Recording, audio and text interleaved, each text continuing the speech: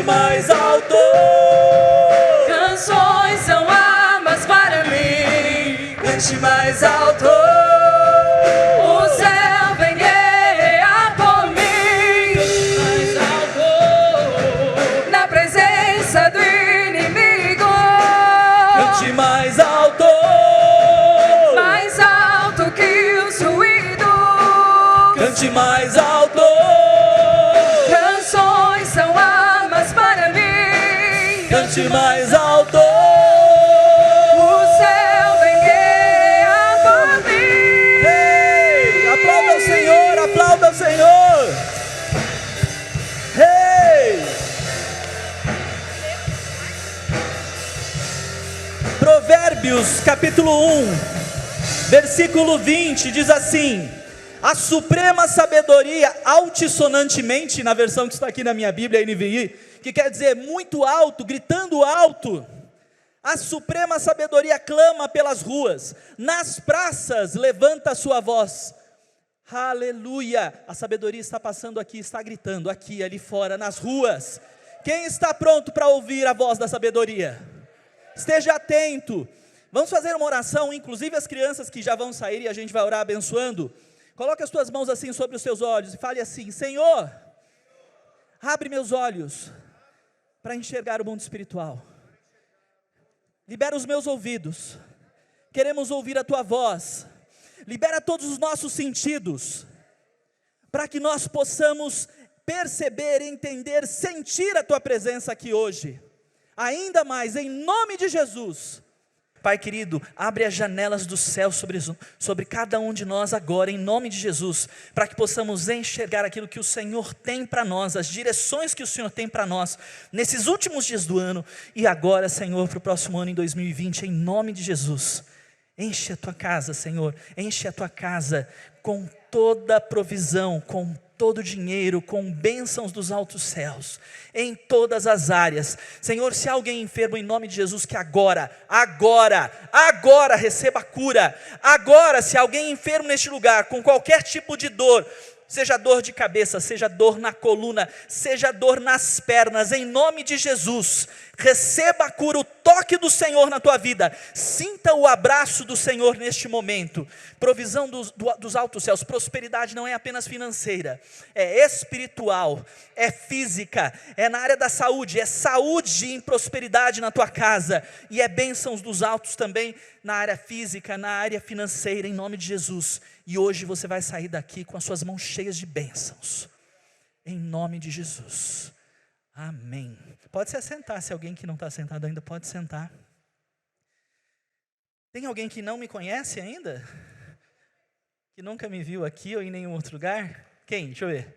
Sou Fernando Gaspareto, muito prazer, bom estar com vocês. Lucas aí atrás está gravando? Sim? Aqui também está gravando? Você pode dar um aplauso ao Senhor? Aleluias. Glórias a Deus, é bom estar aqui. Quem não me conhece, a gente está aí aberto a conhecê-los. Então no final do culto ou em algum momento, a gente troca zap, a gente pode conversar, a gente pode bater um papo. Eu sou lá da casa MCI São José e estamos aqui para honrar o Senhor, para ministrar um pouco a respeito de sabedoria. Alguém já ouviu falar de qual é o tema da ministração de hoje? Quem já viu? Quem tomou um susto? Gente, quando me determinaram esta data, tempo de edificar em sabedoria, o Senhor começou a ministrar, porque aí eu identifiquei o seguinte: é sexta-feira 13.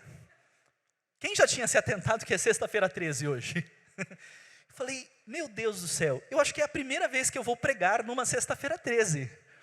Falei, que oportunidade. E o Senhor começou a me ministrar, e me veio esse título. Eu não sabia ainda sobre o que seria exatamente. Falei, sexta-feira 13, e aí me veio a morte do meu algoz, o Espírito Santo falando. E eu venho sendo ministrado a respeito disso nos últimos dias, e vou conversar com vocês a respeito disso. Olha só a arte que a gente fez aí. O pessoal falou assim, uau, que isso, Fernando, você vai falar do Jason?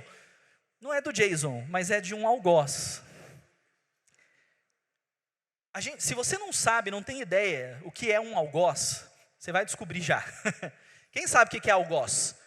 Quem quando viu aí alguma divulgação e tal, ficou curioso e foi procurar no dicionário? Ok, a gente vai conversar sobre isso. Qual é a proposta aqui hoje? É que nós tenhamos um encontro com o nosso algoz. Vocês já vão entender quem é esse algoz. E em nome de Jesus nós vamos vencê-lo, nós vamos superá-lo, nós vamos conquistar aquilo que nós precisamos conquistar. Eu creio que há muitas coisas na sua vida que estão amarradas, estão presas, porque você não tem tido talvez a coragem, ou o discernimento, ou a sabedoria para enfrentar o seu algoz do jeito certo. E hoje é o dia de você ter um encontro com esse algoz, de você olhar olho no olho do teu algoz, e em nome de Jesus pegar a bênção que estava presa nos últimos tempos, e que está nas mãos do teu algoz, ok? Então vamos lá. Quais são os 3 pontos que eu separei para a gente conversar? O que deve me guiar, descobrindo o caminho, e por último, claro que eu vou deixar o suspense no ar, por último, quem é o meu algoz, a gente vai ter um encontro com o algoz. O que deve me guiar? Primeiro ponto. Aliás, deixa eu colocar aqui, um dos devocionais dessa semana foi justamente o texto que eu li aqui. A sabedoria está gritando nas ruas, está correndo alto nas ruas. Nas ruas, não é só dentro da igreja. Você entendeu isso? Ficou claro para você que a sabedoria está correndo pelas ruas da cidade? E está gritando. E as pessoas não estão ouvindo a sabedoria? As pessoas não estão discernindo a sabedoria? Apesar da sabedoria estar gritando pelas ruas, pelas cidades, as pessoas não estão ouvindo? Como pode? Ah! Alguém grita ao teu lado, você não ouve? Você está andando na rua, alguém está gritando, você não percebe? Você não toma um susto? Que isso? A sabedoria está gritando pelas ruas, diz o versículo 20 de Provérbios capítulo 1. Do alto dos muros clama, às entradas das portas e na cidade, profere as suas palavras em todas as partes. A gente precisa discernir a sabedoria. Agora preste atenção, esse mesmo texto, não está ali, tá? O Senhor veio ministrando isso aqui, por isso que eu estou trazendo isso para introduzir.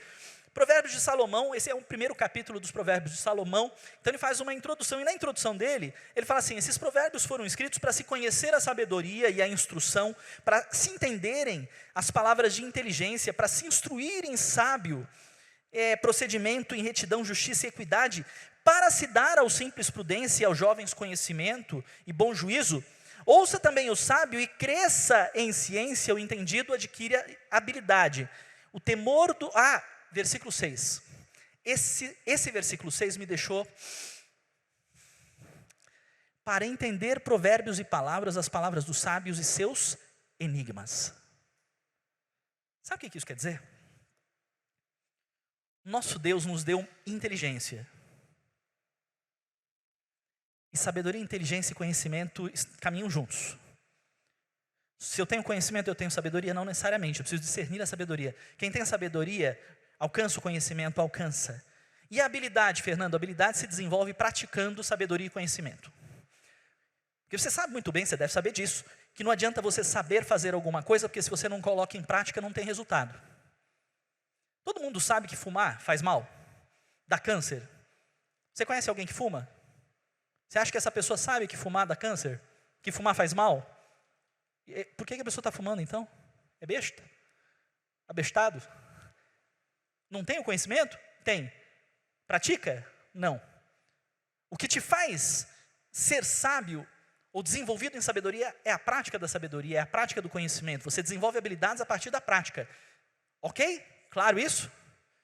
Como é que eu me torno hábil, um leitor hábil da palavra de Deus? Lendo, todos os dias. Se eu não faço isso, eu sou aquele leitor que de vez em quando lê e ainda tem uma baita dificuldade para ler e não entende direito. E é aquele cara que lê uma vez na semana, no outro dia não consegue, no outro dia não conhece também, e depois consegue ler um versículo no outro dia, depois fica 5 dias sem ler. E não consegue desenvolver habilidade, porque não tem prática diária. Por isso que vale muito a pena, e eu sou um cara que gosta de estudar, vale muito a pena você pegar o nosso devocional. Todo mundo sabe que agora no aplicativo tem também o devocional, e ele dá uma notificação de qual é o texto do dia, sim ou não? E ler o devocional, um capítulo só por dia. Quanto tempo você leva para ler um capítulo da Bíblia por dia? Não estou falando do Salmo 119, que para quem não sabe, o Salmo 119 é o maior da Bíblia. Não estou nem falando dele. Por exemplo, no meio dessa semana teve o Salmo 111, eu acho que são 6, 7, 8 versículos. Um salmo curtinho. Quanto tempo você leva para ler? Vale mais a pena, e eu estou falando por mim, porque eu gosto de sentar e às vezes ficar horas lendo a Bíblia. Só que não adianta nada eu fazer isso um dia. Aí eu falo assim, hoje eu li o Evangelho de João inteirinho. Aí eu passei o resto do mês sem ler a Bíblia. É melhor você ler todos os dias, um pouquinho, do que esporadicamente ficar alguns dias, ou semanas, ou meses sem ler. Pegando um pouquinho aqui da palavra, ouvindo uma coisinha aqui e tal, mas sem a prática diária. Para desenvolver habilidade nessa área, você precisa praticar. Mas para mim esse negócio de desenvolver a inteligência, você sabe que inteligência se desenvolve. Para quem não sabe, eu estudo isso. Neurociência, neuroaprendizagem, é uma área de formação minha de estudo. Então, inteligência é um negócio que se desenvolve. Não existe ninguém burro. Não existe ninguém que não tem nenhum tipo de inteligência. Nós nascemos inteligentes, só que a inteligência, ou os tipos de inteligência, porque existem inteligências múltiplas, essas inteligências são desenvolvidas conforme você vai estimulando a inteligência e usando a inteligência. Certo? Tudo bem? Estamos aprendendo aqui alguma coisa por enquanto? Sim. E aí ele fala para entender provérbios, parábolas dos sábios, enigmas. Deus gosta de falar com a gente em códigos. A Bíblia é cheia de códigos. Você acredita que eu tenho nos últimos tempos, eu e minha esposa, não estou colocando isso como doutrina nem nada, só vou dar como exemplo, tá? Nós melhoramos muito a nossa saúde, perdemos peso, etc. Alguns que conhecem a gente de uns tempos atrás, sabem que a gente perdeu um pouco de peso e tal, usando aí não é dieta, mudamos o nosso hábito alimentar. Cortamos açúcar branco, começamos a fazer uma alimentação mais natural e low carb. Você acredita que essa semana eu estava lendo o Salmo 111, o versículo 5, que parece que não tem nada a ver com alimentação, e eu fui lá no hebraico, e eu fui lá na versão da Bíblia em inglês, e o Senhor me deu uma revelação, low carb, na Bíblia. Irmão, vai lá e procura lá a palavra, que no inglês está escrito meat, porque está escrito lá assim, na minha versão da Bíblia Viva, fala a respeito do temor do Senhor, que quem teme ao Senhor o obedece, e o Senhor satisfaz todas as suas necessidades. Na Bíblia em inglês está dizendo que quem tem o temor ao Senhor, Ele lhe dá o alimento. Só que na verdade na Bíblia em inglês está escrito meat, que é carne. Então está dizendo, literalmente o versículo diz, e aí eu fui no original para ver se batia, e bate, é carne mesmo. O Senhor te dá a carne que você precisa para alimento. E carne é basicamente proteína. Tudo bem? Você está entendendo onde eu estou querendo chegar? Amém! Glória a Deus. Não é doutrina, tá? Estou dizendo que é algo que o Espírito Santo me ministrou. Eu estava lá estudando, falei assim, até sobre isso o Senhor fala na Bíblia? Sim, mas eu tive que buscar em Deus e interpretar os códigos. E eu precisei usar a inteligência que Ele me deu para identificar isso. Olha que coisa doida. Vamos decifrar alguns códigos agora? Isso que é muito louco. Eu fico assim, cara, como Deus é maravilhoso. Olha só, vamos lá. Opa, eu fui passando, nem sei se eu passei. Aqui, eu estou passando aqui e vocês nem... Aqui, o que deve me guiar? Peguei um texto para iniciar isso aqui. Gênesis 12, versículo 1 diz assim. Ora, o Senhor disse a Abraão, sai da tua terra. Quem já conhecia essa história? Sai da terra, da tua parentela, da casa do teu pai, para a terra que eu te... Que baita fé, né? Que baita fé de Abraão. Imagina Deus falando para você, olha, levanta-te, pega suas malas, arruma suas coisas na hora que você chegar em casa e sai caminhando para um lugar que eu vou te mostrar. Deixa tudo o resto aí, deixa sua família e vai caminhando, que eu vou te dar um lugar, vou te mostrar um lugar, vai ser um lugar maravilhoso, mas a gente vai conversando até você chegar lá, você vai indo que vai na fé. Que doido. Deus dá uma direção para Abraão, Deus fala com Abraão, e aí ele fala, e vem isso na sequência, uma promessa, algumas promessas do Senhor para Abraão. E fatiei uma grande nação, e abençoar-te-ei e engrandecerei o teu nome, e tu serás uma... Olha que louco o 3, que a gente entra aí nesse 3 também. E abençoarei os que te abençoarem, amaldiçoarei os que te amaldiçoarem, e em ti serão benditas todas as famílias da terra. Somos parte de todas as famílias da terra, sim ou não? E você já leu em algum lugar, no Novo Testamento, porque aqui está no Velho, né? O cara fala, mas fala no Novo isso. Fala que nós somos filhos de Abraão também? Sim?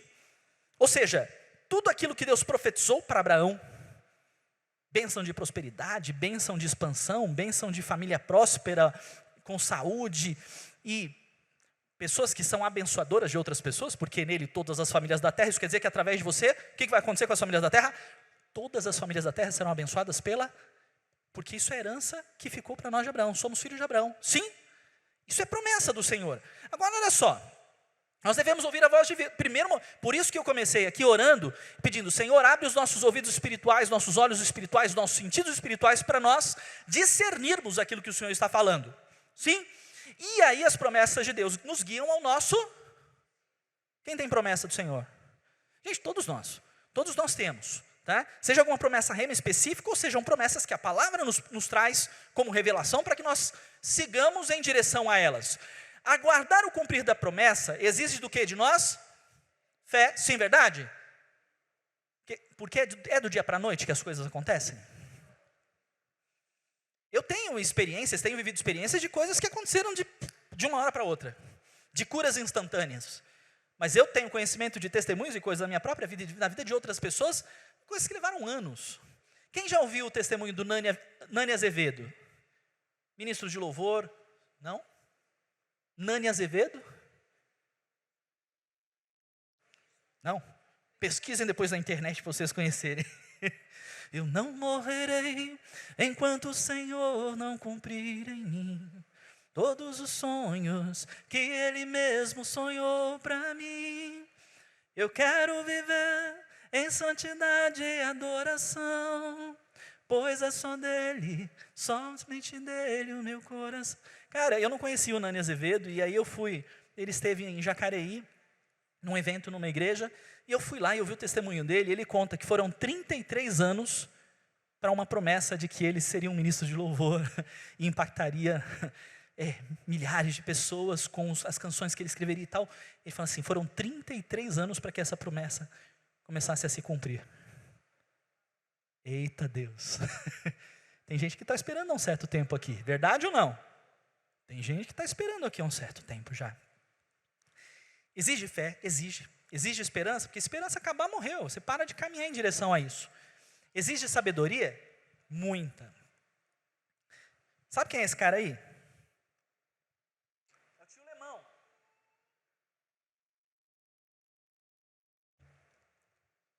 O tio Roberto, o pessoal chama de tio Lemão. É o tio da minha esposa, meu tio. Se conhecendo aqui. Tio Lemão, uma vez, eu nem contei para minha esposa que eu ia citá-lo, mas eu coloquei ele e falei assim, poxa, porque um negócio que ele me falou e que fez sentido. A gente fica falando assim, é tão difícil esperar o cumprir das promessas de Deus, é difícil, a gente fica angustiado, a gente fica, meu Deus, não cumpre logo, não é? E aí eu me lembro que a gente ficou num dia de visitar uma parte dos primos da família, dos tios, que moram em Tremembé. O tio Lemão mora lá em São José também. E aí a gente ficou de passar lá e dar uma carona para ele. E quando nós chegamos lá, a gente pediu desculpas porque a gente havia atrasado uns minutos, uns 15, 20 minutos. E ele falou para a gente assim, imagina, estou na minha casa. Eu estou aqui na minha casa. Na minha casa estou tranquilo, estou sossegado. Não espera nenhuma, não esperei, está aqui. Estou tranquilo, estou na minha casa. Você está na casa de Deus aqui? Você está numa casa de família? Está numa casa de paternidade? Sim ou não? Então a espera vai ser tranquila, querido. Você está em casa. Ai, estou agoniado, estou angustiado. Gente, entenda que quem espera em casa não sente a espera. Não sente. Lição do tio Lemão, tá? Desfrute da jornada e a espera será tranquila. Conforme diz lá na Bíblia. Está na Bíblia não isso aí, meu irmão. Mas bate com o que a gente está falando, tá? A felicidade está na jornada e não no destino. Alguém já tinha ouvido isso? A gente coloca aquela expectativa de, nossa, eu vou ser feliz, eu vou ficar muito contente quando eu chegar lá, no final da estrada. Cara, e você perde todo o prazer, a diversão do processo. Quem está no processo aqui? Eu estou no processo. Gente, o processo tem os momentos de agonia, de dificuldade, de dor? Tem. Mas se você estiver em casa, se você estiver em família, se você estiver com a esperança, a fé no Senhor, gente, sendo renovados pela leitura da palavra, pela comunhão contínua com o Senhor, esse processo vai ter os seus momentos de dificuldade, mas você também vai se divertir e muito no processo. E quando você olhar para trás, você vai falar assim, que bacana. Você começa, quem já olhou para trás e falou assim, agora eu entendo o que aconteceu. Olha, que legal. Na hora não foi legal não, mas depois você fala assim, uau, que legal isso. Bacana. Você até se diverte lembrando do sofrimento do passado. Já aconteceu? Pois é, vamos desfrutar desse processo em toda a jornada. Já estamos no ponto 2, descobrindo o caminho. Quais são as promessas de Deus para você? Tem um monte mesmo. E elas estão aonde? Na Bíblia. Eu já comecei falando que você tem que desenvolver essa habilidade de ler a Bíblia. Ok? Desenvolvendo isso, você vai percebendo, vai identificando, vai memorizando, vai aprendendo, isso vai se tornando parte de você. Se você lê a Bíblia todo dia, gente, alimento diário, você se enche da palavra de Deus, e querendo ou não, você começa... Gente, eu falo isso com os meus alunos do direito, eu não sou da formação de direito, mas eu trabalho técnicas e desenvolvo com direito, e outras áreas também, e eu falo com os alunos o seguinte: quanto mais você lê sobre aquele assunto que você acha difícil quando você começa uma faculdade, um curso de profissionalização, etc., se você começa a ter contato com um conteúdo que te parece tão difícil no começo, quando você menos perceber, principalmente se você lê todos os dias aquele assunto, quando você menos perceber, os teus amigos que não são daquela área, que não estudam junto com você, vão começar a falar para você assim: ô louco, está querendo se exibir? Porque você começa a naturalmente falar aquilo que você está lendo. E aí sabe o que vai acontecer se você ler a palavra todo dia? Você vai começar a profetizar sobre a vida das pessoas e você não vai perceber quando a pessoa fala assim: oxe, fui impactado por isso que você falou. Você, oxe, e você acabou de profetizar e não tinha nem percebido, saiu naturalmente. Porque se torna parte de você, você não precisa forçar para fazer. É parte de você, você começa a abre a boca e fala a palavra. Abre a boca e fala textos bíblicos. Abre a boca e cita, às vezes sem citar, né? Você sabe que de repente no ambiente de trabalho e tal, fica meio estranho, de repente você fala, porque Coríntios fala assim, Paulo fala isso. Daqui a pouco você está falando o que Paulo falou, sem dizer que foi Paulo, está impactando as pessoas à sua volta, profetizando. A Bíblia está saindo naturalmente. Leia a Bíblia, as promessas de Deus estão ali. Só para você ver, eu separei 5, tá? Mas são milhares, tá? 1 João 2,25, ó, que esta é uma promessa que ele nos fez. Qual é a promessa? Vida eterna, com Deus. Nós temos essa garantia na palavra. Olha outra promessa em João 10,10. O ladrão vem apenas para roubar, matar e destruir. E eu vim para que tenham vida e a tenham. Eu estou vivendo uma vida meia boca, uma vida medíocre. A vida está complicada. Gente, tratar de Deus é uma coisa. A gente passa por períodos de prova. Isso faz parte do processo. Mas esse negócio de que, gente, tem um texto em Salmos, eu não vou lembrar agora o endereço, mas que Davi fala assim: como é que seria a minha vida se eu não acreditasse que eu também vou receber aqui na terra antes de morrer as bênçãos de Deus? Deus não quer que você viva uma vida medíocre. Deus quer que você viva uma vida plena, e isso é promessa dele. E Deus é fiel. E aquilo que ele disse, ele cumpre. Isso é promessa. Se vocês, apesar de serem maus, sabem dar boas coisas aos seus filhos, quanto mais o Pai que está no céu, que dará o quê? O Espírito Santo. Eu acho que, gente, eu trabalho com motivação, eu ensino pessoas técnicas diversas para o cara trabalhar, meditar, se sentir bem, né? Quando ele está meio para baixo, subir, assim, técnicas, não necessariamente com o pessoal do mundo secular. Eu não posso pegar aqui e falar, é Bíblia, está aqui na Bíblia, né? Mas nós temos algo que o mundo não tem, e é promessa do Senhor, o Espírito Santo. Eu tenho falado isso a algumas pessoas sem pagar. Sabe que uma coisa que me ajuda muito na minha vida? Meditação. Fernando, que isso? Pois é, eu medito. E tem um monte de irmão crente que medita também. Entendeu que a Bíblia está cheia de orientações específicas, dizendo medite, medite, medite, medite, medite, e a gente dizendo que isso aí é lá meditação. Não, meditação lá, coisa lá dos hinduístas. Não, meditação é uma coisa lá que o pessoal, os indianos fazem lá, daqueles os bons de deuses. Enquanto a Bíblia está dizendo para você meditar, de dia e de noite na palavra, você meditar no Senhor, de você mergulhar no Espírito Santo, em meditação. Gente, eu medito. E sou cheio do Espírito Santo, porque além da técnica propriamente de meditação, o que o mundo não tem é o Espírito Santo de Deus. Então, eu uso uma técnica que eu tenho aqui para me botar para cima, porque eu estou meio desanimado, para eu poder seguir em frente. E aí, legal, estou melhor, mas Senhor, isso aqui é seguro de que eu vou continuar nesse pique, nessa unção, porque tem dentro de mim um poder sobrenatural, porque o Espírito Santo de Deus mora em mim. Isso é promessa.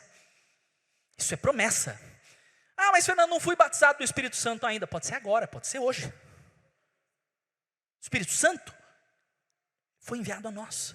Promessa. Quando Jesus ascendeu aos céus, depois que ele ressuscitou e passou um tempo aqui na terra, e mais de 500 pessoas viram Jesus ressurreto. Quando ele ascendeu aos céus, os discípulos falaram assim, ele falou assim, espera aí, ó, eu vou enviar o Espírito Santo, vocês não vão ficar órfãos. O Espírito Santo é promessa. Olha aqui, eu disse essas coisas para que em mim vocês tenham paz. Neste mundo vocês terão aflições, contudo, cara, você já sabe o final da história. E isso é o que a gente não entende. A gente só se sente desanimado porque a gente não acredita nisso, isso é promessa. Você entende que quando você está passando por aquele momento de dificuldade, de aperto e tal, a gente começa a ficar meio desanimado, deixa de olhar para Jesus, faz que nem Pedro, né? Jesus falou, pode vir, lembra lá quando estava a tempestade, Jesus foi andando no meio do mar, e aí você, um fantasma, não, sou eu, fica tranquilo, é Jesus que está aqui, eu estou caminhando nas águas. Aí Pedro falou, se é mesmo, então vou ir. Você deixa? Pode ir? Vem. Aí Pedro foi, andou enquanto estava olhando para Jesus, quando olhou para o mar, quando olhou para a situação, quando olhou para o vento, o que aconteceu? Espera aí, se você está passando por uma dificuldade, por um momento de aperto, por uma situação de enfermidade, seja lá o que for, e ainda não recebeu a bênção da cura, a bênção da prosperidade, a solução, a provisão que você precisa, você já sabe o final da história. Qual é o final da história? Vocês terão aflições, mas no final, a bênção é certa, porque eu venci o mundo. Você já sabe o final da história. Está desanimado por quê? Promessa. Portanto, não se preocupem dizendo que vamos comer, que vamos beber, que vamos vestir. Busquem, pois, em primeiro lugar o reino de Deus e a sua justiça e todas. Eu vou falar igual meu pai, porque eu vi tantas vezes meu pai pregar e falar. Ele fala assim, sabe, no original do grego, o que quer dizer a palavra todas? Todas. Todas. Sabe o que é todas? Todas. Está precisando de alguma coisa? Está incluso no todas. Está entendendo? Ah, mas é a cura. Todas. Não, mas é uma conta que não sei o que. Todas. Não, mas é uma injustiça que eu sofri no mundo, porque eu tomei uma multa injusta, porque me cobraram um valor indevido, porque eu fui penalizado por uma coisa que não era nem certa, porque eu não estava errado, mas aconteceu e agora eu estou tendo que pagar esse negócio. Todas as bênçãos nos serão acrescentadas. É promessa. Ensina-nos a contar os nossos dias de tal maneira que alcancemos. Esse versículo tem me tocado bastante nesses últimos dias. Eu até separei algo aqui. Vou dizer para vocês algo como testemunho e como uma dica, uma orientação para vocês. Essa semana minha esposa até ficou meio me encrespando comigo por causa disso, porque falou assim, Fernando, você está perdendo tempo com isso. O quê? Eu tenho algumas agendas antigas, e eu tinha por hábito, ainda tenho, só que eu não faço isso mais agenda agora, papel. Agora a gente faz digital.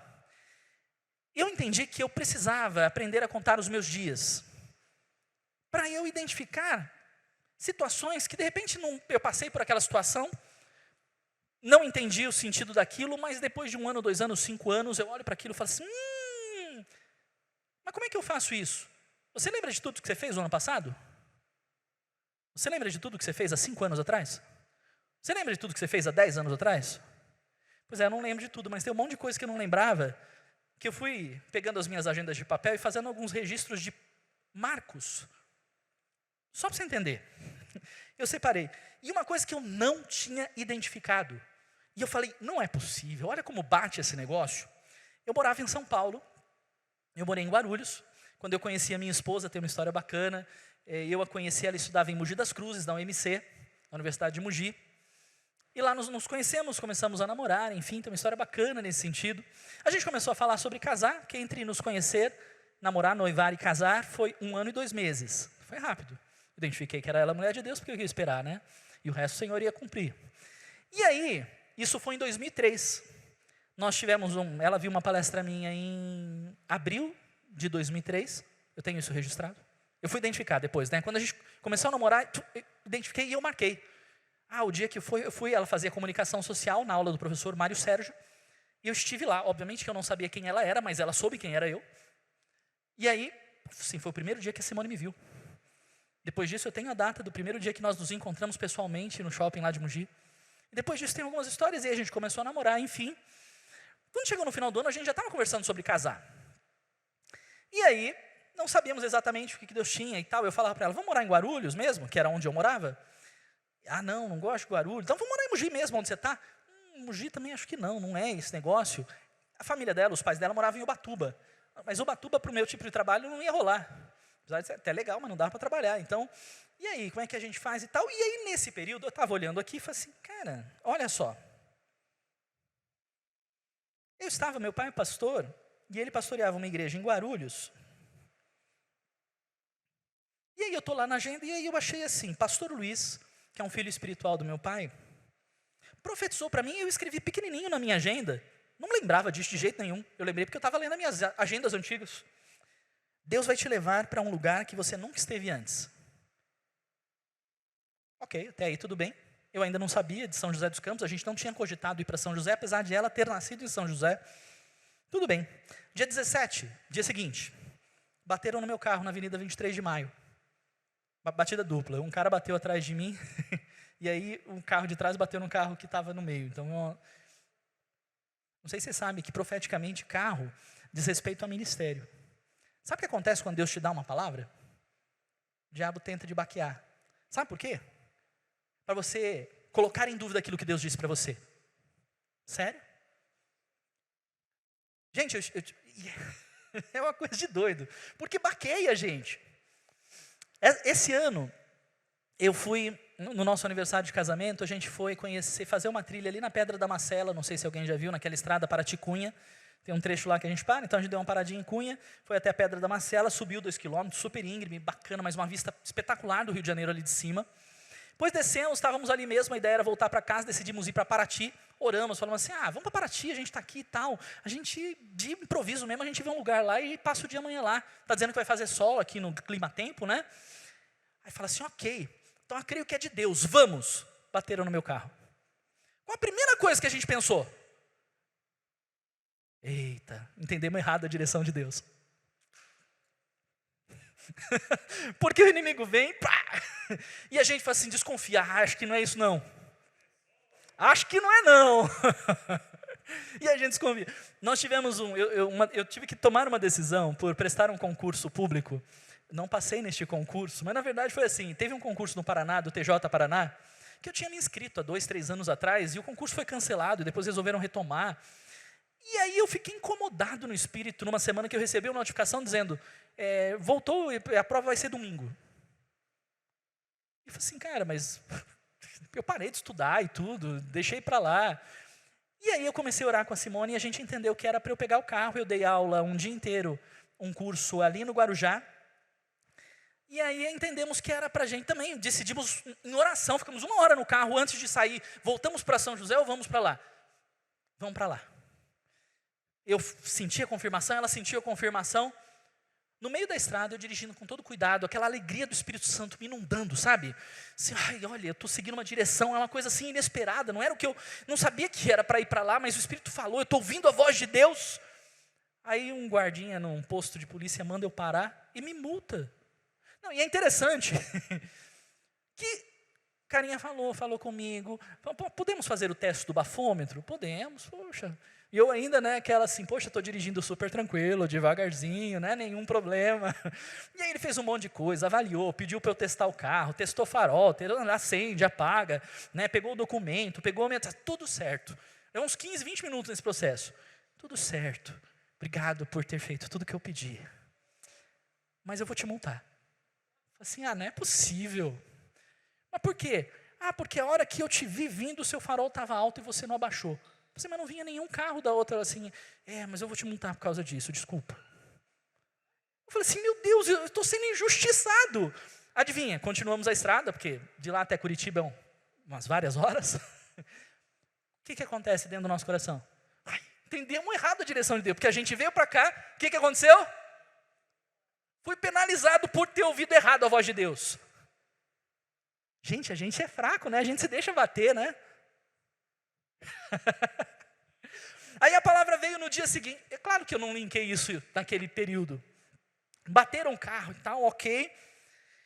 Quase um mês depois, dia 12/12, a Simone decidiu vir morar para casa de uma tia dela e deixar a faculdade lá, porque ela queria fazer faculdade lá em São José dos Campos. Ela sentiu disso e foi para lá. A gente estava namorando ainda, eu morava em Guarulhos, ela foi, eu falei, o que eu faço agora? A gente estava, né, já se organizando, começando a pensar em preparativos para casamento e tal. E ficamos num processo, eu comecei a orar e buscar a direção de Deus para saber o que eu deveria fazer. E aí fomos passar o Natal com a família dela em Ubatuba. E aí nós fomos lá no ministério do apóstolo Alexandre, talvez alguns conheçam aqui. E aí eu anotei na minha agenda, no dia 21 de dezembro daquele ano, o apóstolo Alexandre pregou. E eu anotei o tema da pregação: coragem para mudar. E no dia 15 de janeiro de 2004, eu mudei para a casa que a gente morou durante quase um ano lá em São José, que eu preparei para a gente poder se casar, e a gente se casou em 2004, em julho, dia 18. Você está vendo o que é isso? Estou contando os dias. Sabedoria. Eu quero estimular você a fazer isso. Hoje eu tenho um esqueminha, eu não faço como um diário, mas eu registro principais atividades do dia de uma maneira bem sintética, numa agenda que eu tenho, e eu faço isso já há alguns anos, de todos os dias. Então, se você virar para mim e falar assim, mas Fernando, hoje, dia 13, né? Dia 13 de março deste ano, eu não lembro o que eu fiz no dia 13 de março, mas eu vou para a minha agenda e eu tenho registrado o que eu fiz nesse dia. E conforme a gente dá essa olhadinha para trás, sabe o que acontece?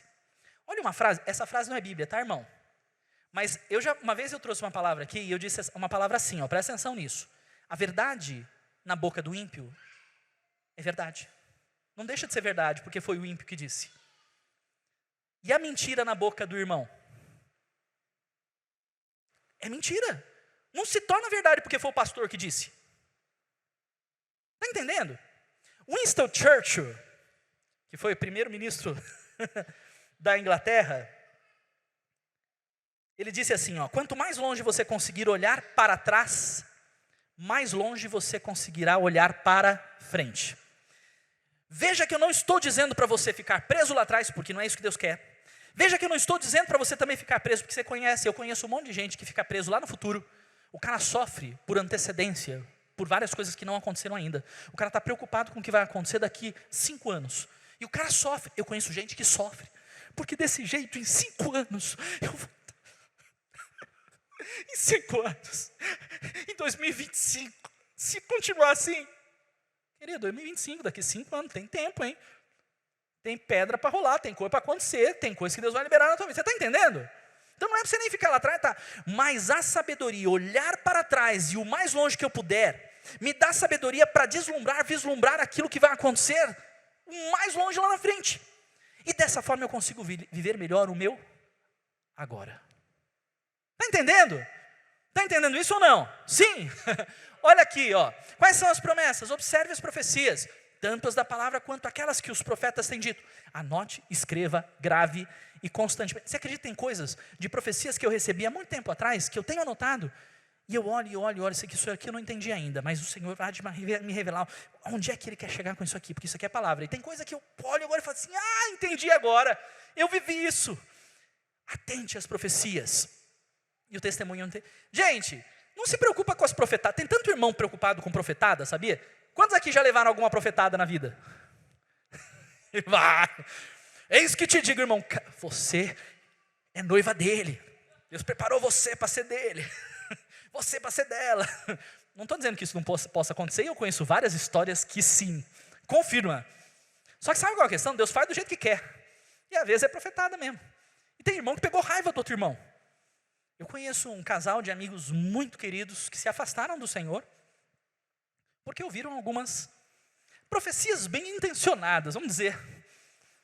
Deus vai levantar a sua filha que estava em coma e a filha dele de 7 anos morreu. Ele falou assim, então Deus não é Deus, porque o irmão veio e profetizou vida e a filha morreu. E aí? Não pega raiva não. Deus continua sendo Deus. Não liga para a profetada. Quem já leu, gente, um clássico da literatura cristã, do Kenneth Hagin. Quem já leu alguma coisa do Kenneth Hagin, irmão? Pelo amor de Deus. Os mais antigos na fé conhecem Kenneth Hagin. Se não conhece, depois pesquisa no Google. Graças a Deus que tem o Google, né? Da Kenneth Hagin. Como ser dirigido pelo Espírito Santo de Deus. É um clássico. E ele fala sobre isso. Meu querido, recebeu uma profecia, testificou dentro de você? Porque sabe quando Deus fala com você, através da boca de um profeta? Ele já falou com você antes. Às vezes ele falou, você não percebeu, quando o profeta vem e pá! Você fala assim, boia, Deus já estava falando isso e eu não tinha sacado. Aí o outro irmão vem com aquelas boas, porque na maior parte das vezes eu entendo que é boa intenção, mesmo do irmão que deu aquela profetada, que não era profecia. Agradece o irmão, mas não testificou, amém. Abençoa o irmão. Deus te abençoe. Te dê mais discernimento e revelação para as profecias que virão. E que sejam profecias, mas amém. Obrigado por ter se dedicado a trazer algo para mim. Mas não testificou. Ok, fique tranquilo. Mas observe o testemunho anterior do Espírito Santo. Hebreus 6 diz assim, então sabendo o que está guardado para vocês lá adiante, não se tornem espiritualmente insensíveis, indiferentes, mas sigam o exemplo daqueles que recebem tudo quanto Deus lhes prometeu. Olha o que eu marquei ali. Por causa do vigor da sua e da sua. Por que as pessoas não esmoreceram diante da espera que tiveram que ter? Não ficaram insensíveis diante da espera? Por causa do vigor da fé e da paciência. Então, haja com paciência. Espere com paciência e não se frustre. Para encerrar. Quem é o meu algoz? No dicionário. Executor de pena de morte ou de outras penas corporais. Carrasco. Sabe aquele cara que, né? Quem já assistiu o filme antigo? Aquele cara que ficava lá na guilhotina, ou então que ficava com aquela espada para cortar a cabeça. Eu assisti vários filmes e séries falando sobre a história do Henrique VIII. E ele matou um monte de gente que ele gostava, mas que ele ficou com raiva ou não atendeu ele em algum momento. Quem conhece a história de Henrique VIII? Olha lá, estou dando uma olhada para trás, um bocado lá para trás. Ele queria casar com a Ana Bolena, que era amante dele, e aí queria, né, dar um jeito, porque ele era muito religioso. E aí ele queria que a Igreja Católica, né, desfizesse o casamento dele com a Rainha Catarina da Espanha. E aí o amigo dele que se tornou, que ele colocou como chefe da igreja na Inglaterra, era muito certinho e falou assim, mas o que você está falando não está certo.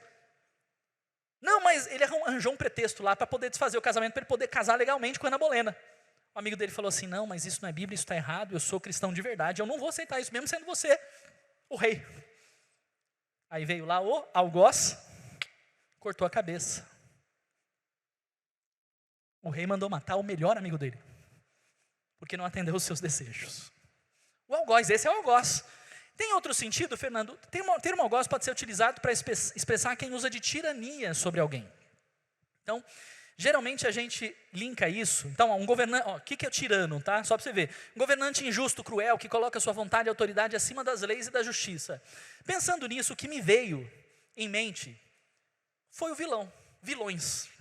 Você concorda comigo que o vilão é aquela pessoa que, justo ou injustamente, geralmente injustamente, porque é um vilão, ele vai falar assim, você merece morrer. Pá! Sou o vilão. Alguém assistiu o Coringa do Joaquim Fênix esse ano? Não. Levanta a mão para eu saber, não é pecado, irmão. Esse filme me deixou, me impactou. Pela carga de realidade. E tem um amigo meu, alguns aqui de vocês conhecem lá da Casa MCI São José, que é psicólogo, o Luiz da Silvana, da mestre Silvana. Ele assistiu e aí a gente conversando sobre o filme, ele falou assim, eu vi os meus pacientes ali. Ou seja, não é um filme de quadrinho, é um filme realista. E mostra, para quem conhece um pouquinho da história do vilão Coringa, que ele é mau, ele mata, ele dá risada da maldade, e ele não sente nada em relação a isso. Para ele é uma piada, tudo é uma piada. Matar pessoas, fazer maldade é piada. O filme se propôs a contar uma história do que teria feito com que ele chegasse a esse ponto. E na sua origem, dentro da história fictícia, né, inventada, mas realista, ele teve uma série de causas, possíveis causas que teriam supostamente levado a se tornar quem se tornou. Nunca soube quem era o pai. A mãe dele tinha problemas mentais e muito doente, a vida inteira, e ele teve que cuidar. Eles eram muito pobres. Ele tinha um sonho de ser um cara de stand-up, um humorista, fazer as pessoas rirem. Mas ele não tinha o mínimo talento para isso e não conseguia resultado. E as pessoas zombavam dele, abusavam dele, batiam nele. Até que uma hora despirocou geral e se tornou quem se tornou. Não permita que a vida te transforme em um vilão.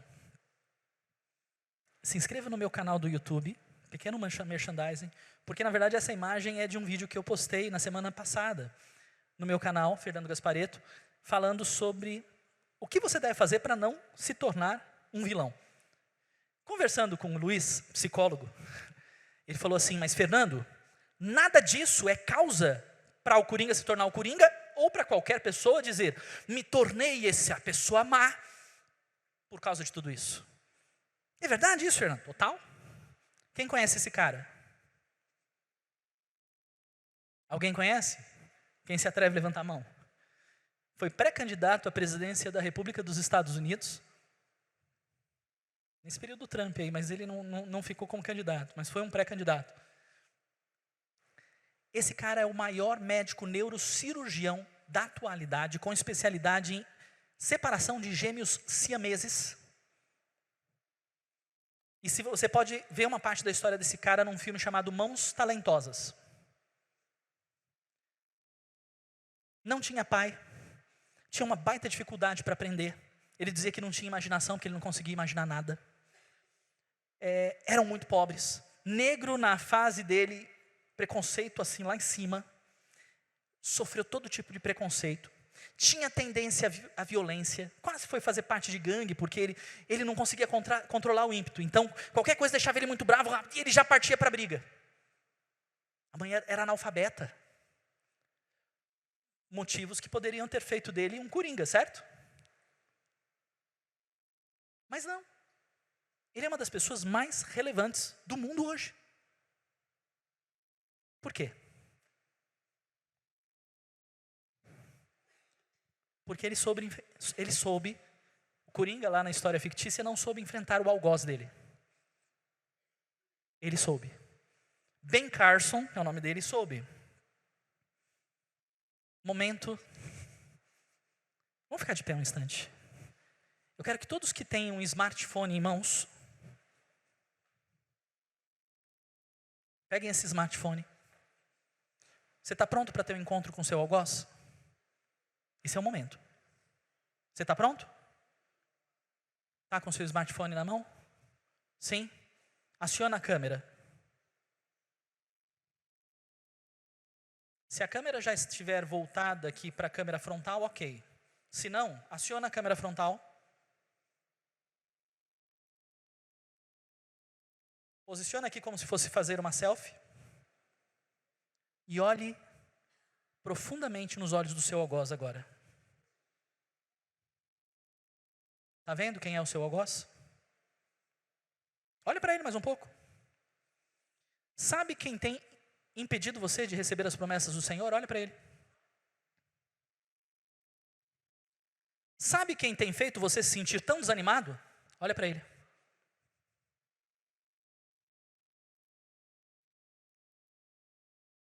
Sabe quem tem feito você ficar no chão quando você já podia estar de pé? Olha para ele. Sabe quem está prolongando esse tempo de prova por mais tempo do que deveria? Impedindo você de ser aprovado? Olha bem para ele. Está vendo? É esse cara. Esse cara sou eu. Esse cara é você. Você acha que o diabo tem poder para impedir que uma promessa de Deus se cumpra na tua vida? Você acha que alguém aqui, não, porque eu não fui promovido ainda, sabe por quê? Por causa daquele sacana do meu colega de trabalho que me puxou o tapete.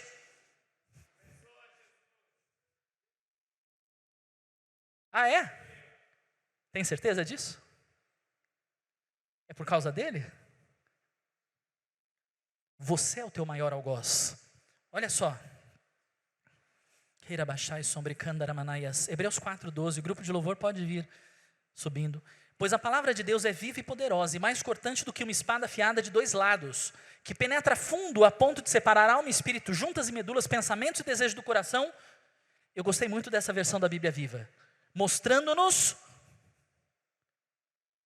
como somos na realidade.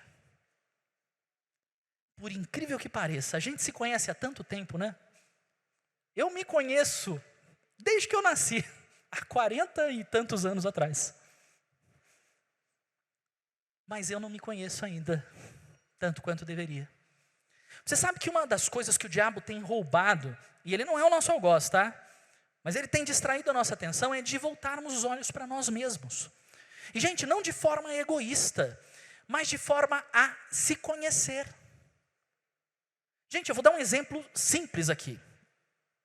Você entende que se você olha para você e vê que você tem uma fraqueza, você tem uma fraqueza com bebida, por exemplo. Você passa perto de bar? Você fica dando sopa na frente, você já foi um alcoólatra, já teve problema com isso? Você fica na frente de alguém que está bebendo na tua frente e fica de boa? Sabe por quê? Se você fica de boa e fala, não, eu consigo de boa, eu levo, eu já superei. Você cai. Quando você reconhece que isso é uma doença, que isso é uma fraqueza, que isso é uma área dentro de você, que você precisa cuidar, com muito cuidado, porque pertence àquele velho homem lá atrás, e que fica tentando ressuscitar. Eu dou aula nos cursos do Passo 1, e eu falo sobre isso. Eu falo que é o The Walking Dead, são os zumbis. Quer dizer, o velho homem é como um zumbi que toda hora levanta. Ele quer voltar e você tem que falar assim, morre. Fernando, você está falando sério? Eu tenho que matar esse velho homem? Esse velho homem precisa ser morto. Tem certeza, Fernando? Está na Bíblia isso? Opa! Vindo para cá, eu nem coloquei esse texto aqui. Olha só. Eu separei esse último versículo. Gálatas 2:20 diz assim, ó. Fui crucificado juntamente com... E desse modo, já não sou mais eu quem vivo, mas... Por que não sou mais eu quem vivo? Porque eu morri.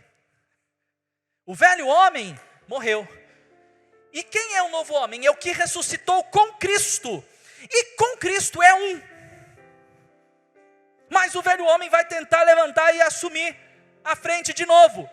E você tem que olhar bem nos olhos dele e falar, não! Pá! Faca na caveira, faca no cérebro dele. Referência aos zumbis, tá? Pá! Acaba com ele. Não deixe. A partir de hoje, isso é sabedoria do Senhor.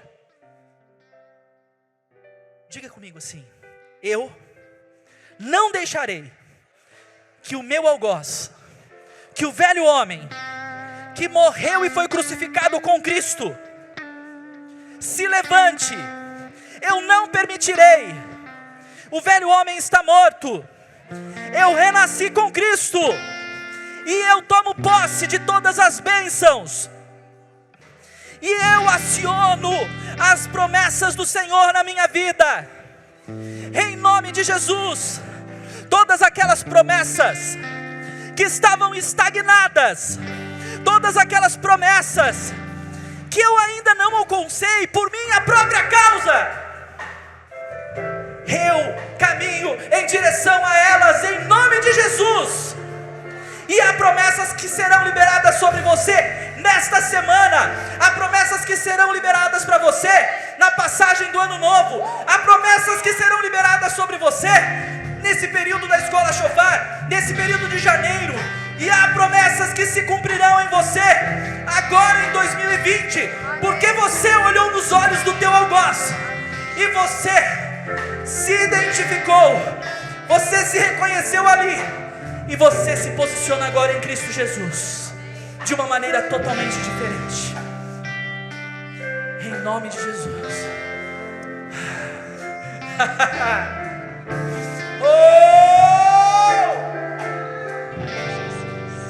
Gente, você enfrentou o teu algoz e você venceu. Você não se sente alegre com isso? Você não tem vontade de gritar e falar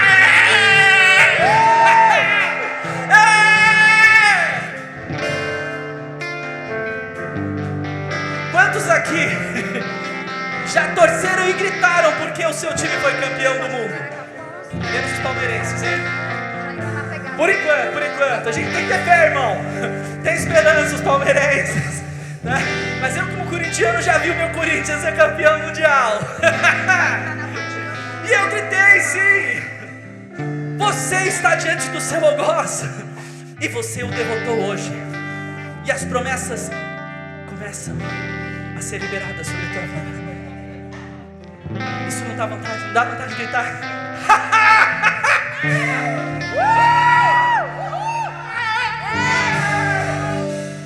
Deus de aliança, Deus de promessas, Deus que não é homem pra mentir.